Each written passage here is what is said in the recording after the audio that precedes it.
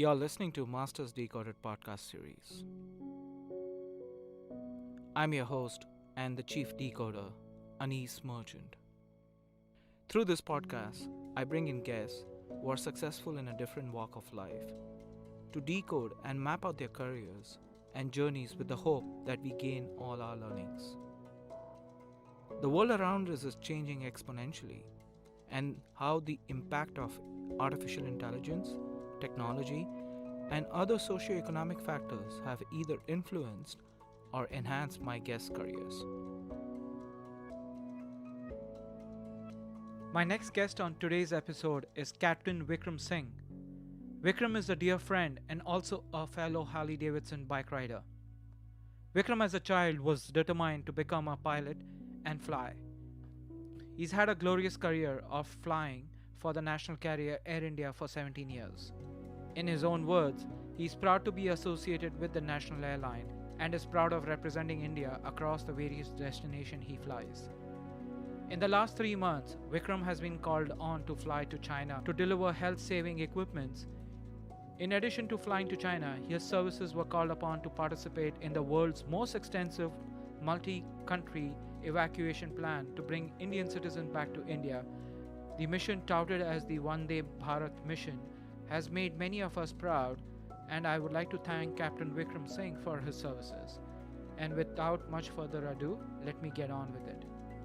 Hi Vikram, welcome to Masters Decoded podcast series. Thanks for taking time out. Good evening, Anis, and good evening to all our listeners. Warm welcome to all of you guys as well, and thank you for having me. Vikram, I know you, I've known you for quite many years now. But for the listeners, can you share how you became a pilot? To start off, I'm flying for the national carrier, that is Air India. I've been flying with them since early 2004. So it's almost coming up to close to 16 years I've completed. I'm on my 17th now. Um, well, um, I always wanted to be a pilot. My earliest memories as a kid was, I mean, as early as probably as like when I was 6, 7 years old. I remember I used to speak to my friends about being a pilot. And Mm-hmm. now with all these technological advances, with Zoom and all these messengers, when you speak to these people, and they always tell me, I still remember in sixth standard or seventh standard, you used to talk about flying and how you wanted to be a pilot. I was like, wow, really, you guys remember that? So yeah, as early as I remember, I always wanted to be a pilot. So I've been working ev- uh, since then to actually fulfill this dream of mine. So yeah, it's been almost now 17 years. And it takes a lot of effort. So it's not just studying, you also have to be physically fit. Your eyesight needs to be at a certain level, all of that. So, how did you keep up in the early days of your teenage? And, because being a teenager, we all thrive on food and a lot of other Absolutely. things. Absolutely. I mean, there's a very old saying, all of us must have come across this saying called ignorance is bliss. Yeah. I would say that pretty much is apt in my case because I was this was the year 1999. I remember that, okay, this is the year I got to go for my flying, and that's it. That's all I knew about. Like, I want to go for flying. People are going abroad to do their flying lessons, or some of them are doing it in India. But I knew that doing it abroad, it would be quicker, it would be faster. People in India were taking at least a year and a half, 2 years Mm-hmm. at the earliest. And abroad, if you were very, you were very focused, and your one point goal was to complete your flying and get out of there and come back to India. It would be easily possible in 6 months, and that's exactly the amount of time it took me. Once I was absolutely sure, I zeroed down on my school. I reached there probably in, I think it was July, and I Okay. was done by December. Wow. So, and before that, I had to do my medical exams, which was done here in Mumbai. And yes, apart from being physically fit, one of the most important things which I realized was color blindness. A Mm-hmm. lot of people, when you're growing up, you don't. as kids we don't realize as to how bad or how bad do we suffer from this color blindness or not till we actually take a test. Because I Mm-hmm. remember a couple of colleagues with me. They were no, they were not sure whether they had it or not, but it when once they took the test, it was pretty obvious and pretty evident they suffered from color blindness, and that there's absolutely Okay. no cure for that. And sadly, however they were focused and however passionate they were about flying, they could not ever become pilots. That's one Wow. thing which I noticed in the early test. And the other thing was the hearing part. Okay. um, I mean, in a normal day-to-day activity, Anis, we would never ever realize that we have some sort of hearing loss or some sort of hearing loss in a particular tone or something like that, because these checks, which are done by the ENT doctor, the ENT Yeah. specialist, they check us on different tones, the high tone and the low tone and the mid tones. Now, on a day-to-day basis, you'll never realize that you're probably lacking in any of these tones. It's only once you do this test you realize that probably you can't hear a certain tone or a high pitched tone or a low pitched tone, and some of them got screened out because of this as well. So these are the two things which I um, particularly noticed that some people had, and they never realized they had it till they actually took those initial tests. So that was one aspect which was very evident. Apart from that, of course, your physical, your heartbeat, your pulse rate, ECG, Mm-hmm. um, all that stuff is checked as well. Okay. Where did you go for your schooling? You said you went abroad. So in 1999, we didn't have many options to be Sure. very clear about that.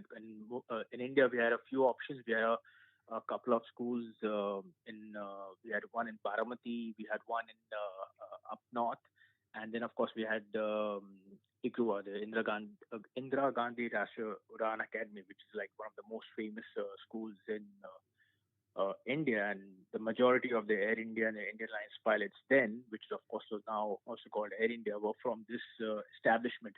But then again, getting to this establishment was a bit, and you had to do another test for that. You had to do certain hours before that.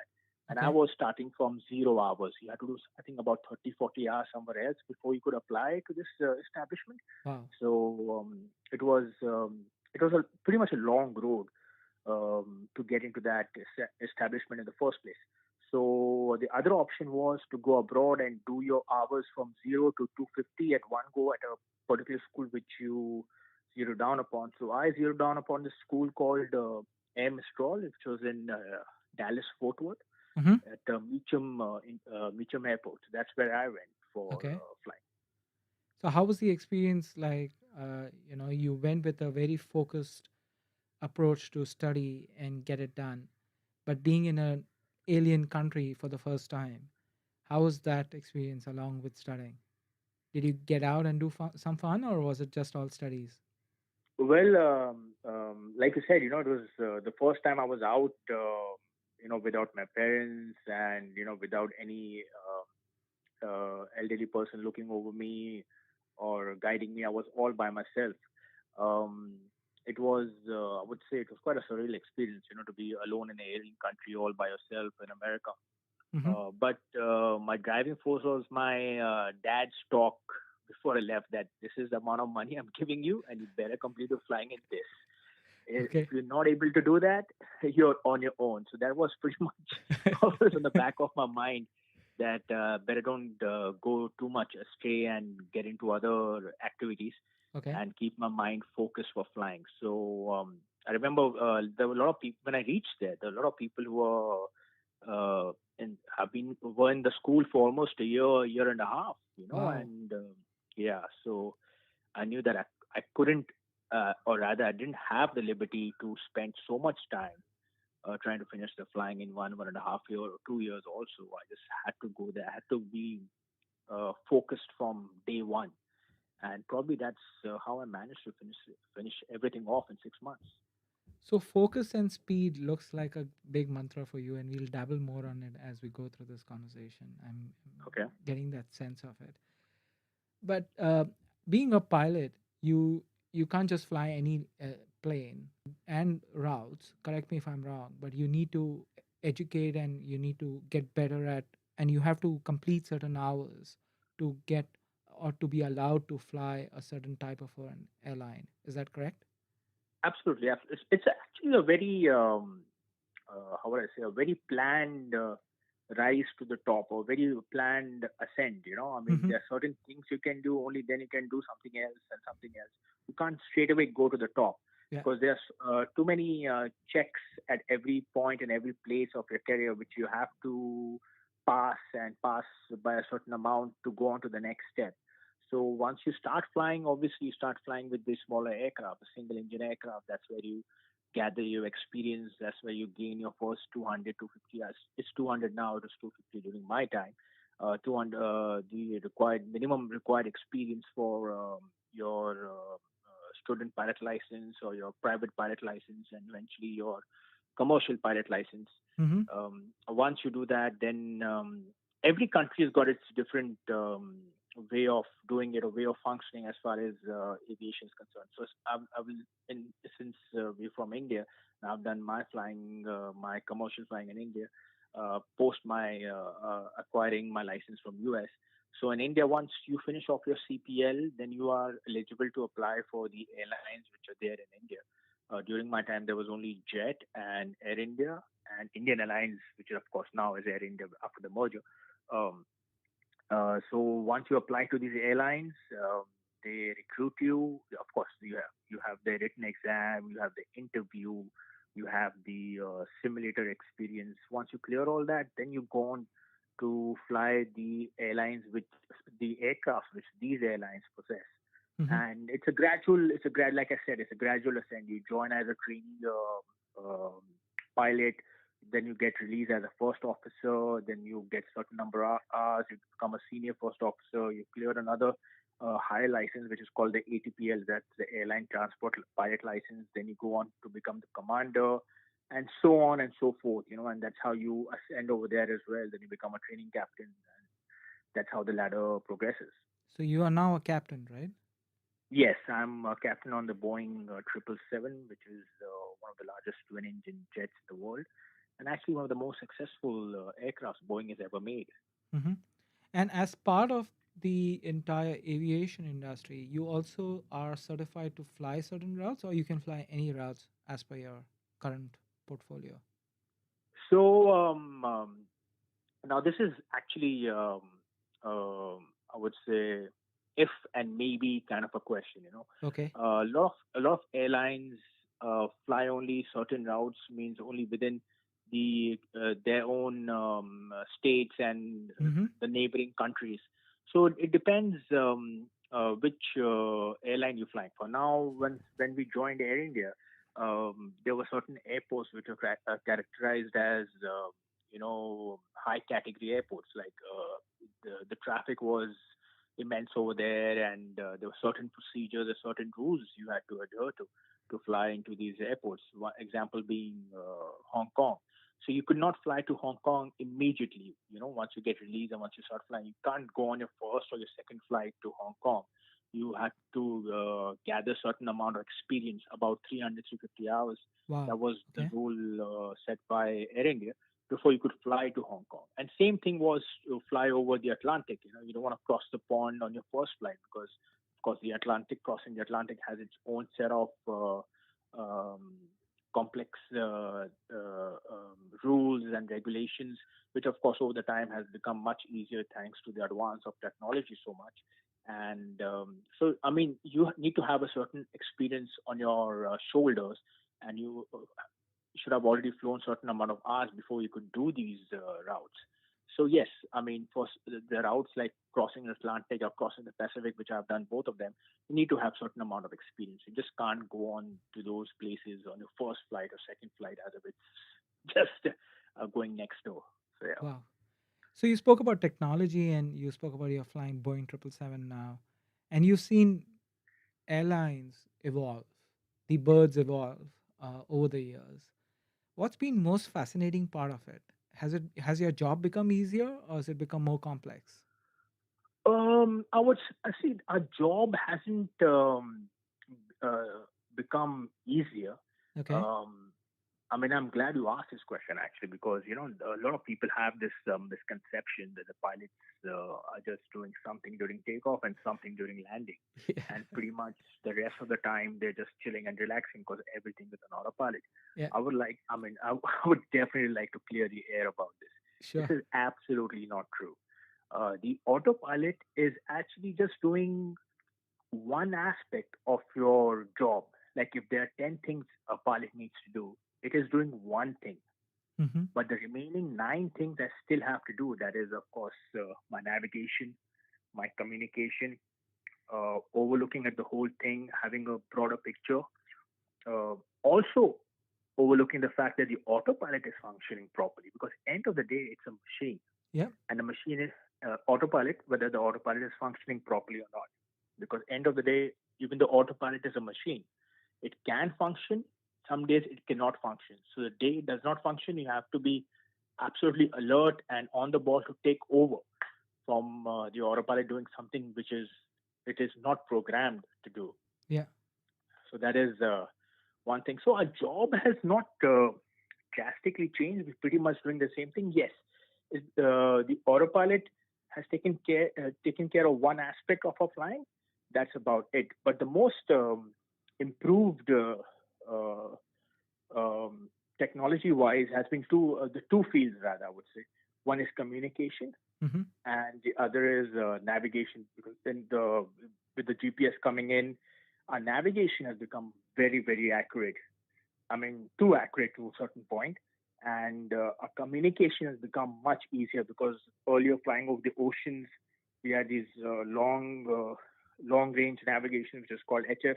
Now we have something else called CPDLC, that's controller party link data communication. So that all these things have become much more advanced and much more easier to communicate with people across the ocean. Yeah. So that has definitely helped us, no doubt about Wow. And you spoke about being alert. I just, I fly a lot and I'm always amazed that, I can't survive the 16-hour, 15-hour flights. And I know that you fly those and you have routes which you fly. I believe the Delhi San Francisco flight, you do a lot it. of In fact, that. in fact, I think you were on my flight once, right? Yes, When we flew from Chicago. it was actually from New York to Mumbai. Oh, sorry, yeah, New York to Mumbai. Yes, sorry, yes, Yes, New York to Mumbai. Correct. yes, I was. So it's just, I always envy how can you guys be awake, alert, and at the same time, when you look in a cockpit as a passenger, you see so many buttons and levers and things which a pilot needs to take care of. How do you keep sane in all of this? And every day, every time you fly, Uh, Good sleep. okay? One and only answer: good sleep. You have to be rested very well before a flight. You can't let other things bother you. See, everyone's got problems. Everyone's got problems, personal life, social life. But once you're on the job, once you enter the aircraft, once you enter the cockpit, you have to leave everything and anything behind. You just can't have anything on your mind, playing on your subconscious, because that is going to affect how you think and how you behave and how you react. So you have to be extremely well rested, Mm-hmm. uh, and not let anything else affect you. And that's how you um, look at the flight and look at whatever you have to do next. Every flight is a different flight. You can't base your next flight on your previous knowledge. You have to look at every flight as a new flight, Mm-hmm. and anything can happen. And you have to be alert on keeping all those things in mind all the time. Luckily, for these ULR, which is the ultra long range flights, we have two sets of crew. Yeah. So we are able to divide the number of hours into two. So that's how we can rest as well. Yeah. So, Vikram, you have spoken about being well rested, but one of the big thing which in India especially it's not being spoken, but in the West it's highly spoken about the mental health. So I'm sure y'all also as pilots have to go through this mental health test quite often. Is that correct? Yes, I mean, Anis, this is the hottest topic of discussion in aviation, Mm-hmm. mental health. Way back in '99, 2000s, or even the decade of 2000 to 2010, no one ever spoke about mental health. We always spoke about being overweight, having a heart problem, having blockages, or something else, or meeting with an accident. Those were the main things which I actually used to, get all the attention or bother us, or we were very well aware of. Uh-huh. But no one ever spoke about mental health. But now this seems to be like the most spoken about topic as far as medical health is concerned. Everyone knows about the German air crash, about the Yep. first officer. But yeah, so I believe this is just a product of our current environment and our current lifestyle. Anish. I mean, the way we are so dependent on technology, we're so dependent on social media. We let things affect us. Yeah. We let things are always going on in our mind subconsciously. It just affects our mental health. And now it's become mandatory by every airline to have this mental health checkup, which is, Mm-hmm. I think now is very important with the way our lifestyle is. We are always running. We have a very fast lifestyle. So I guess it's just a product of all this. You know, Catch Me If You Can painted a very interesting picture of the pilots, like getting dressed up and having people around you and everybody looking up to you as an awe. Do you feel proud of, getting into that uniform every day? Absolutely. Every time, and like I said, I've finished 16 years. I'm going on my 17th year. But every time I still put that uniform on, I Hmm. still feel the same way as I put it on the first day. When I put my applets on, it's like the first time I'm putting it. It's Okay. that, those that feeling in your stomach, those goosebumps. It's still you still have that feeling, and to top it all off, you're flying for the national carrier, which is even better. You actually representing your country when you fly abroad, when we go to these international destinations, international airports.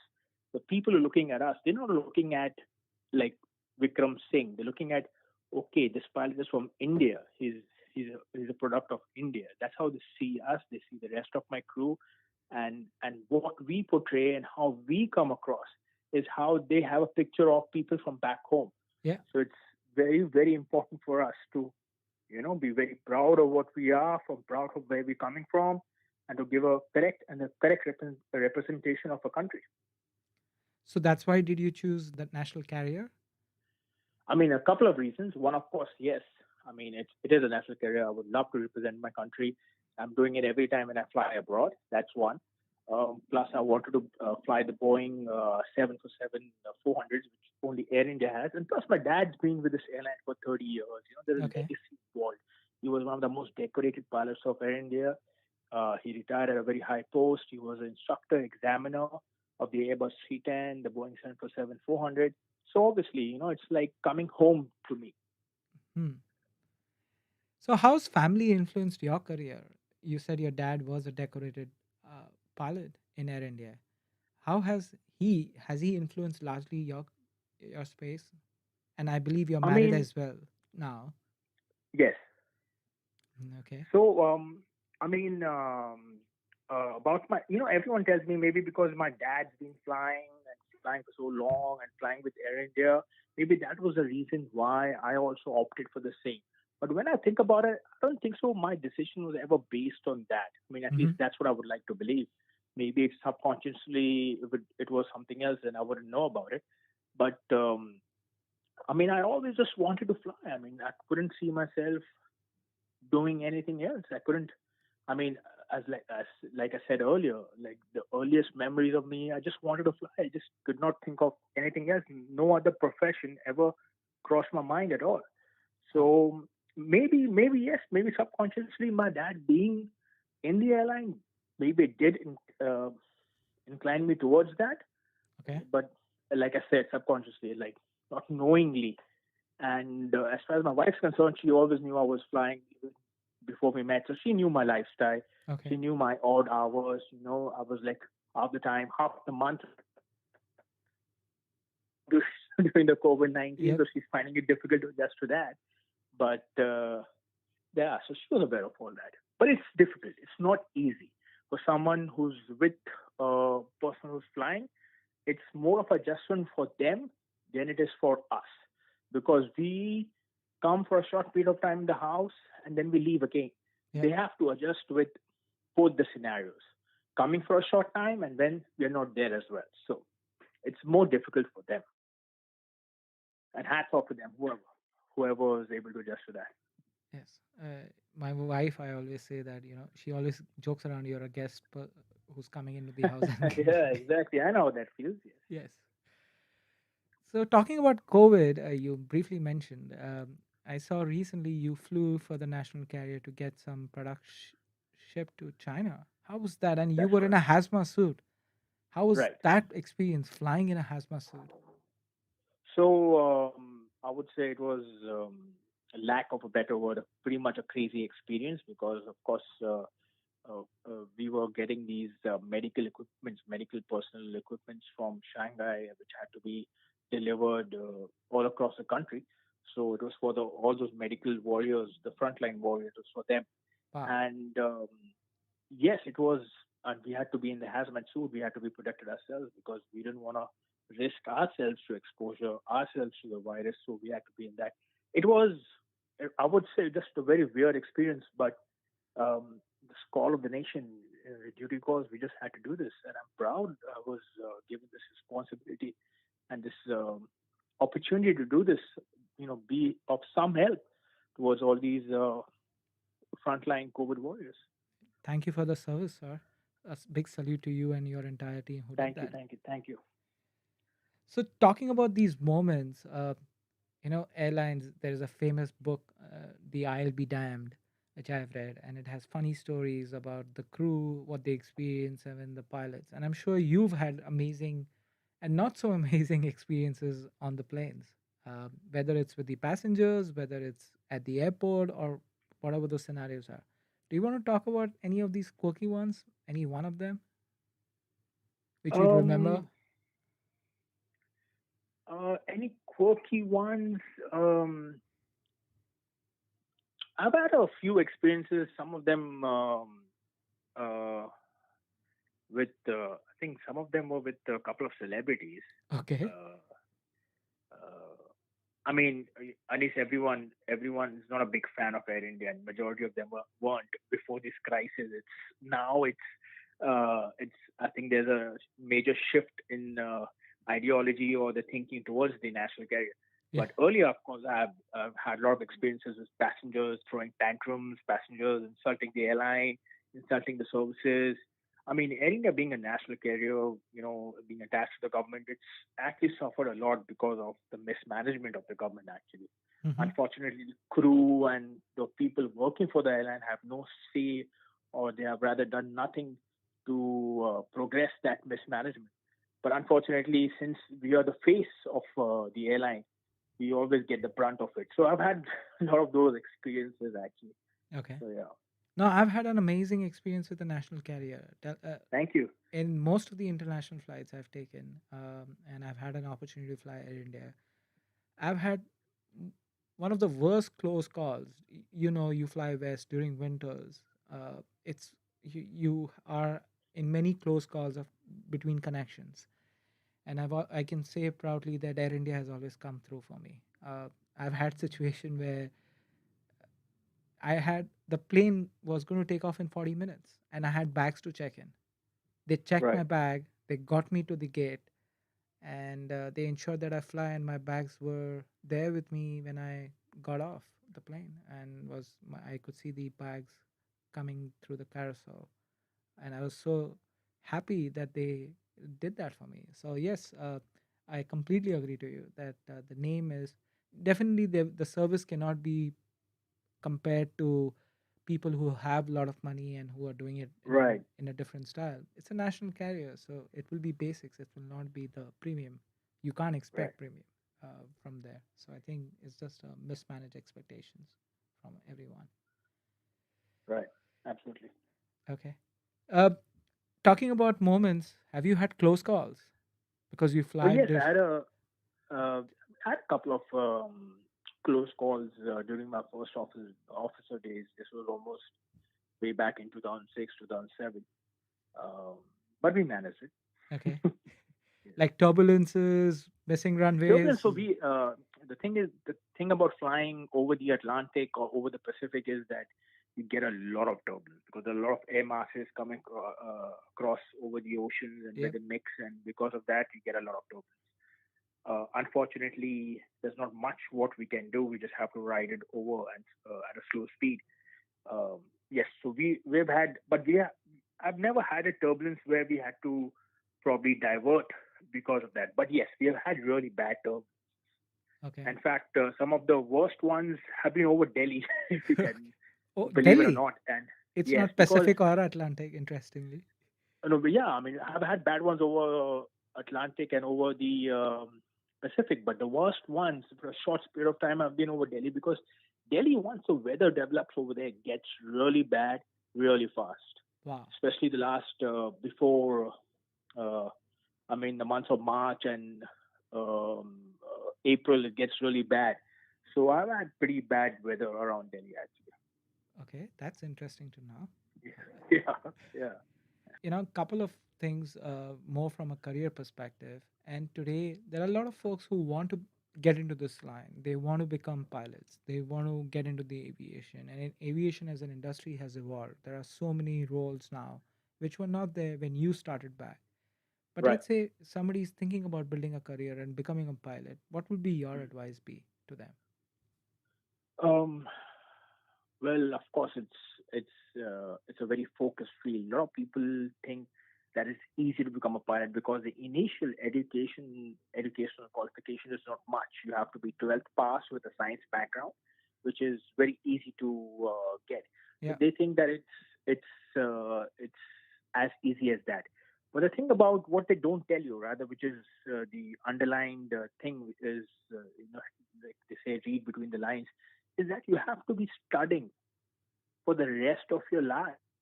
You have exams every 6 months, the Wow. written exams, the practical exams, you have a medical exam. So not only are you studying every single day of your life until 65, you also have to keep yourself fit because the day you fail your medical exam, you can't fly. Then that means you can't fly. That means you're not getting in your salary, and then that's it. So it's easy to start off with, but to sustain it over such a long period of time, it's not easy. So a lot of the youngsters have a misconception that it's since it's so easy and since the educational qualification is not so high as for the other fields, it's very easy for the rest of their career. But that's not the case. Uh, So that is one thing I would like to point out to the youngsters. okay. And after that, once they zero down on their school, nowadays a lot of airlines are actually hiring them right from the beginning, and then they're taking care of their training as well, so that they eventually join the same airline. So that Wow. is one new thing which has started, which was not there during our time. So that's a good thing. But now everything has changed, at least now with this COVID thing, all the planes being on ground, things have changed dramatically.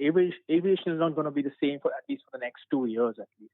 Yeah. So yeah, so at this point of time, if they plan to get into it, they should be ready that nothing is going to move or nothing is going to change at least for the next 2 years.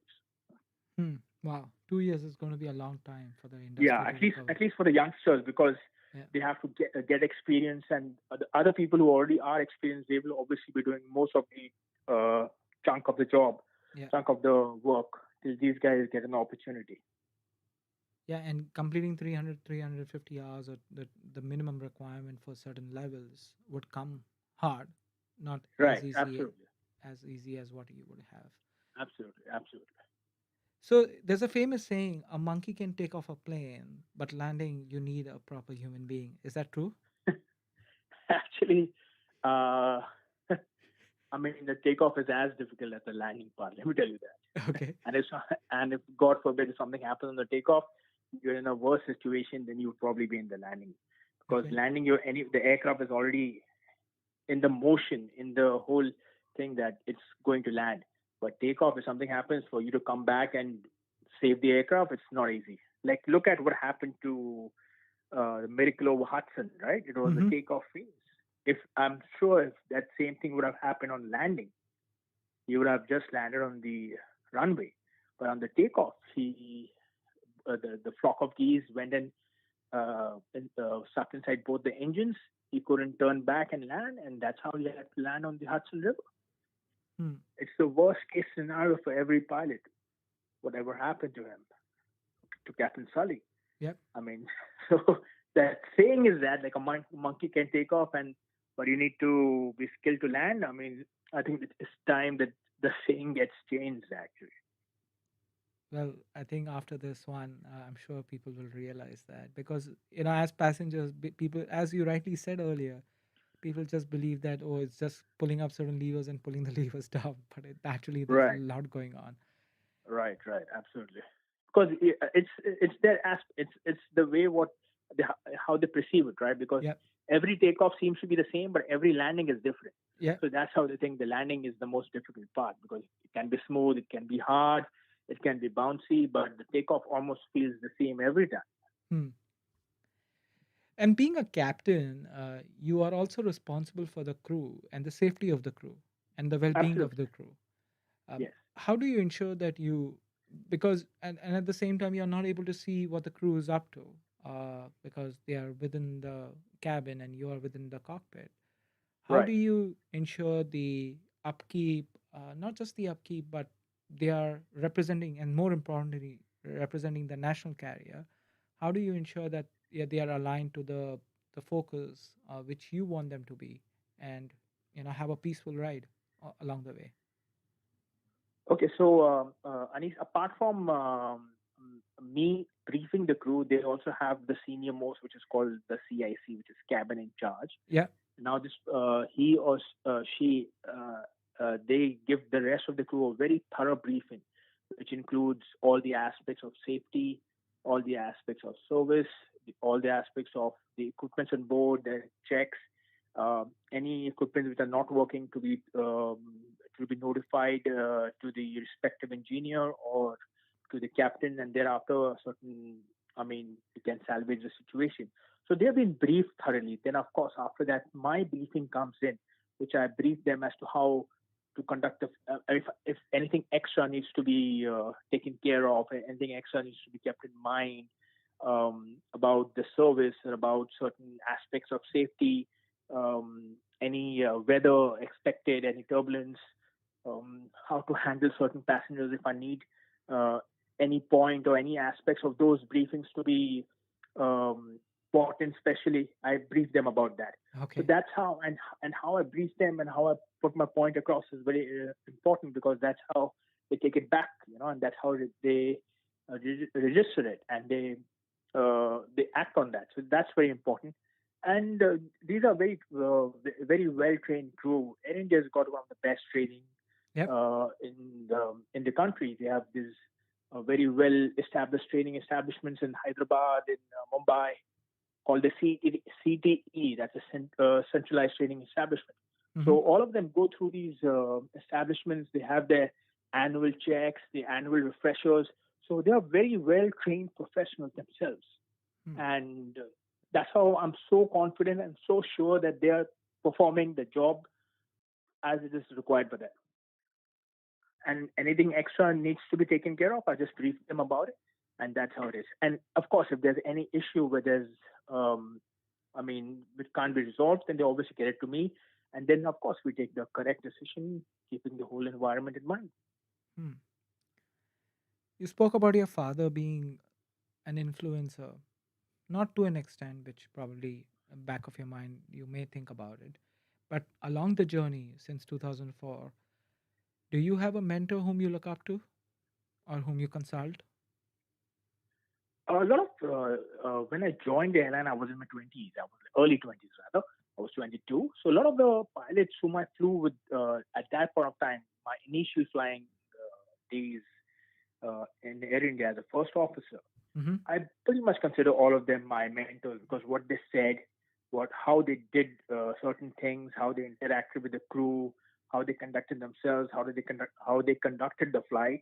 It was very inspirational, and I used to always notice that and pick up all the best points and try to formulate my own way of conducting the flight and conducting myself with the crew. So I would pretty much consider themselves as my mentors. Okay. And any recent ones after you becoming a captain? Um, those those pilots are still around, so I still Okay. consider them as mentors. Okay. Still, So, yeah. so do you get to fly along with them? Then who's the Yes, I first? do. Then who's the first Very officer? rarely now, Okay. but because they are all now highly decorated in there. They are check instructors, check pilots, and they are the ones who are training the new ones right now. So very rarely do I get to fly with them, as or rather less. I would probably like to fly with them more, but I do speak to them now and then. So I'm always in touch with them actually. So, what's the future for Vikram? Is it being an instructor? That's a good question. See, being an instructor has its own set of responsibilities, and I mean, not only are you teaching them, of course, the technical aspect and about flying and how to conduct everything, you're also molding them. How you come across them is going to affect them immensely. Yeah. So yes, I mean, it's definitely the next step, but I'll take it as time comes. Okay. On that Yeah. note, Vikram, is there anything which you would want to share with the audience which I didn't cover? Uh, Johnny.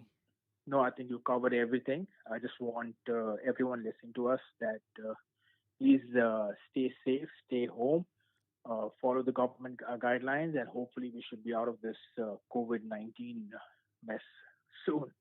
Sure. Thanks a lot, Vikram, for your time. Thank you It for was a having me. great pleasure Thank to you, have this connect with you. thank you. Thanks, Vikram. Take care. Thank you for listening in. And we close yet another episode of Masters Decoded. If you've enjoyed the episode, please, you can help us out by sharing it on social media. I would personally appreciate that.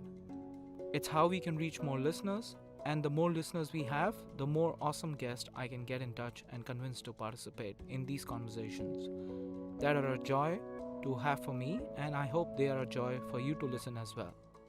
You can also help a lot leaving reviews on iTunes or your podcast service of choice. Reviews are surprisingly helpful in supporting the podcast to get to more listeners. If this episode has intrigued you, I would request you to subscribe to the podcast to stay up to date and get notified to the future episodes. With that, I bid you and see you in the next episode.